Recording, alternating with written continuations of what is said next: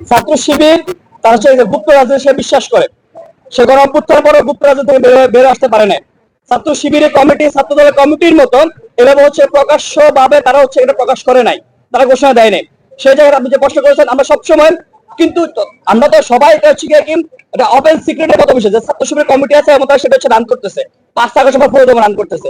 সেটার জন্য যে অনলাইন অফলাইনে সেটা হচ্ছে কি আমরা সরব ছিলাম। কিন্তু এখন দেখেন পরবর্তী যখন ছাত্র শিবিরের দাবি শাখার সভাপতি ফরহাদ হোসেন যখন বলেন যে তাদের ছোট ছোট টিম আছে, সেই জায়গায় প্রত্যেকে প্রতিবাদ জানিয়েছে। কিন্তু যদি ফর্মাল কোন নাম থাকতো আমরা সেটা হচ্ছে কি সাংবাদিক কিংবা অন্যান্য ব্যক্তিগতের মাধ্যমে সেটা আমরা তুলে আনার চেষ্টা করতেছি, যদি থাকে তো আমরা করতাম।